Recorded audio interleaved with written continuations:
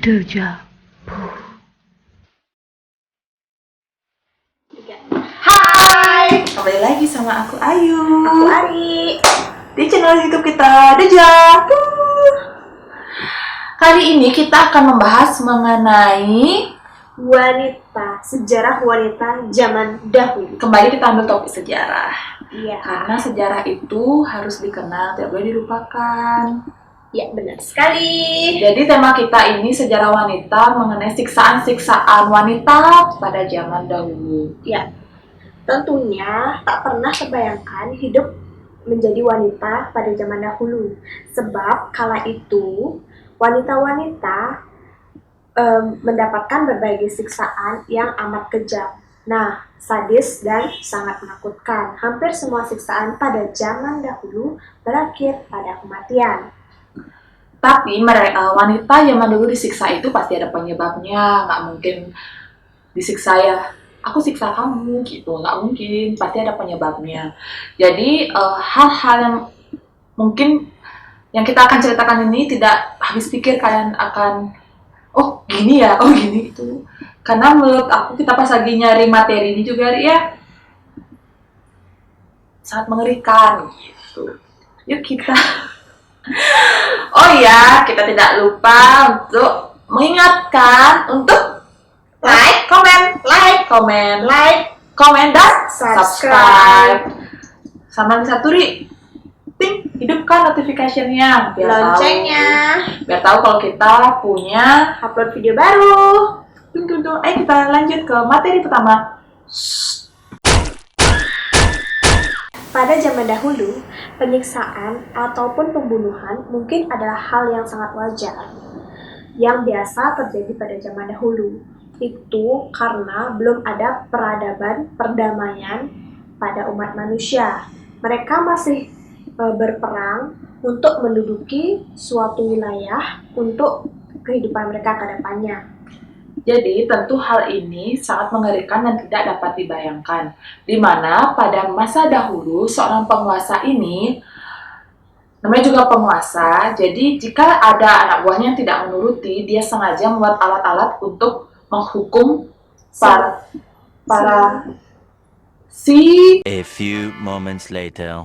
bawahannya itu. Ya, para budak. Para Bilanglah, budaknya. zaman dulu kan namanya para budak. Tentu semua itu adalah hal yang sangat menyakitkan bagi yang merasakannya. Bahkan kita semua mungkin tidak sanggup untuk menjalaninya. Terlebih yang menerima itu adalah seorang perempuan. Iya.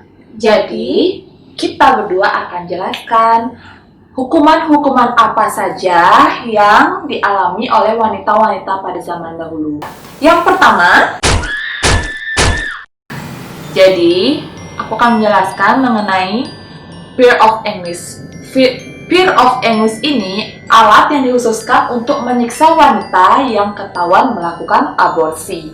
Seperti bangsa Eropa tempo dulu benar-benar tidak bisa menerima kasus aborsi ini, sehingga menciptakanlah benda-benda yang fungsinya untuk memberikan efek jera pada orang-orang yang melakukan aborsi itu atau wanita yang melakukan aborsi itu. Ini alatnya adalah berbentuk seperti buah pir yang terbuat dari besi. Nah, alat ini tuh akan dimasukkan ke dalam organ intim wanita. Setelah masuk cukup dalam, kemudian eksekutor akan memutar bagian tegasnya secara otomatis dan membuat besi tadi itu mekar. Jadi udah masuk mekar di dalam organ wanita. Jadi kalian nggak usah nanya gimana sakitnya, gimana rasanya. Kan banyak ujung-ujungnya yang meninggal ya, Iya. Banyak yang meninggal. Tapi setimpal sih menurutku dengan tindakan aborsi itu. Mungkin karena aborsi adalah perbuatan yang salah, dikasihlah hukuman yang seperti itu. Gitu. Ini pelan-pelan mematikan namanya hukumannya. Kita lanjut ke hukuman yang kedua. Yang kedua, Spanish dan King. Spanish, not Spanish dan King, merupakan alat penyiksa wanita yang terbentuk dari balok kayu segitiga. Nanti kita akan kasih gambar-gambarnya ya. Yang ditopang menggunakan 2 batang kayu. kayak dua batang kayu. Pada bagian atasnya kan bayang nggak sih, atasnya itu dibuat runcing dan ditambah paku kawat yang muncul di permukaan kayu. Jadi bergerigi. Terus wanita itu akan duduk di atasnya. Serem banget. Duduk di atasnya. Kalian yang taunya yang enak-enak aja duduk di atas. Ini duduk di atasnya. Si paku kawat. Udah runcing, isi paku, isi kawat, disuruh duduk. Dan tanpa menggunakan salah. Jadi telanjang ya. Aku jelaskan saja lagi telanjang. Agar lebih kejam, biasanya kedua kaki wanita diberi pemberat supaya tidak bisa bergerak.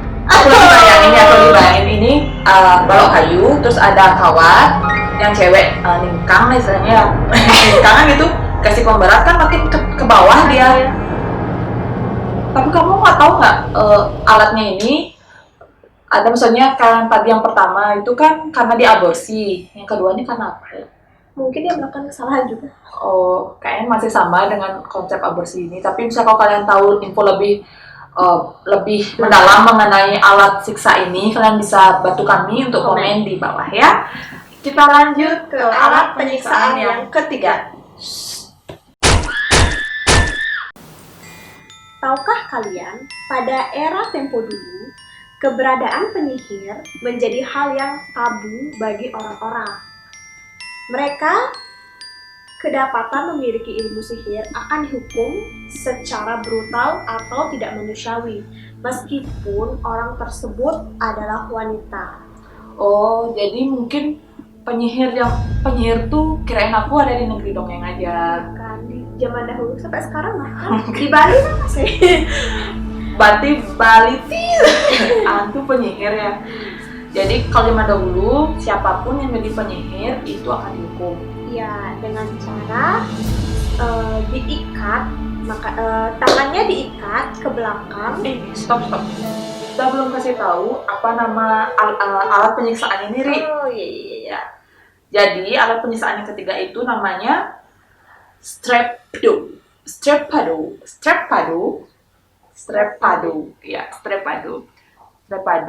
untuk para penyihir wanita, di mana cara kerjanya adalah tangannya si wanita tuh diikat ke belakang. Coba deh. Mau lebih lanjut? Jadi tangannya tuh diikat di belakang badan, kemudian kan diikat tuh sampai patah tulang bisa. A few moments later. Oh, gini ya cara kerja alatnya. Itu kayak penderean. Yang bagian belakang si eksekutor ini dia tugasnya untuk menarik tali, di mana penyihir ini tangannya diikat, kemudian ditarik ke belakang, tarik ke atas. Kakinya diikat juga, kaki diikat, Dikasih pemberat, diikat juga kakinya. Kasih pemberat, terus ini tangannya kan diikat belakang. Terus aku nih eksekutor narik sampai Tangannya gitu. Dan pasti patah lah itu karena dipaksa. Iya. Nanti ada gambar-gambarnya ya. Ya. Penyiksa yang keempat. Alat penyiksa yang keempat namanya Scott's Bridle.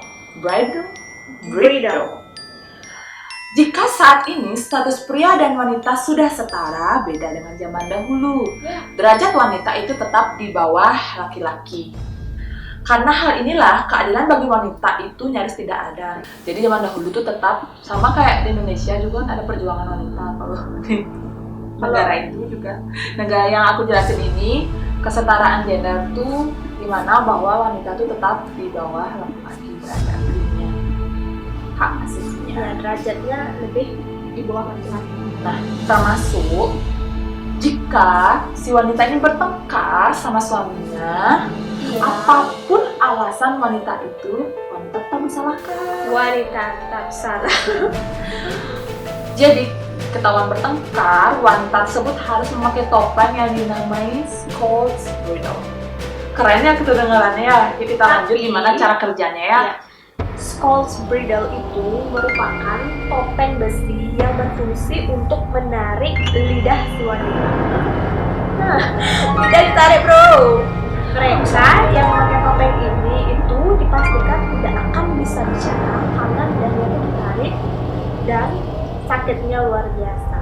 Belum cukup sampai di sana, setelah memakai topeng, jadi seorang wanita itu akan diarak. Bukan ogoh-ogoh ya yang diarak wanita.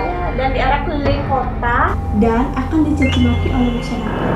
Cuma bertengkar sama suami. Tapi kamu Bayangkan guys. gimana ya kalau misalkan kejadian si wanita itu bertengkar sama suami kayak di film yang di Indo, hati seorang. Jadi itu cara kerjanya, penyebabnya juga ya untuk alat penyiksa yang keempat. Kita lanjut ke alat penyiksa yang kelima. Yang kelima namanya ada Spanish spider atau laba-laba Spanyol. Ini menyakitkan tuh ya. Bentuknya nanti kita akan isi gambarnya.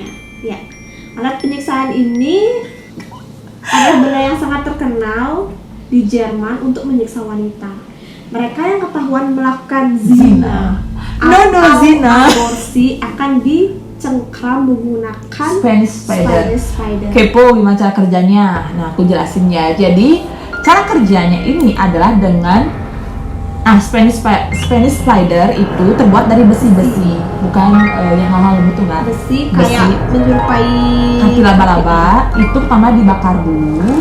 Setelah dibakar itu akan ditempelkan, langsung ke objek ya, tempelkan ke payudara si wanita melakukan aborsi sama zina itu, dan ditarik hingga robek. Tapi selain untuk mencengkram payudara juga dipakai mencengkram pantat. Jadi sama juga prosesnya, pantat dicengkram, ditarik. Hukuman Spanish spider ini misalkan di depan anak dari wanita yang bersangkutan. Hal ini dimaksudkan agar memberikan efek jerah. Iya. Tapi kalau menurutku ya hal ini kalau dilakukan di depan anaknya itu menimbulkan suatu trauma pada anak tersebut. Tapi kan efeknya sih biar dia nggak melakukan hal yang seperti itu, kayak gitu sih. Biar Jadi generasi berikutnya itu nggak gitu lagi. Iya. Jadi segitu aja, ada 5 alat penyiksaan wanita zaman dahulu yang menurut kita, versi kita itulah kejam. Kalau ada dari kalian mau nambahin atau bisa komen? punya informasi lebih bagus mengenai apa aja sih alat-alat penyiksaan yang kalau era zaman sekarang menurutku penyiksaan sosial media itu sangat menyiksa. Netizen cuy. Iya. Itu saja informasi di channel kita ini ya yang mengenai 5 alat penyiksaan wanita pada zaman dahulu. Nah, tolong ya tidak lupa untuk like, komen, dan subscribe. Makasih, kita akan ketemu lagi di Next video. Bye bye. Dadah.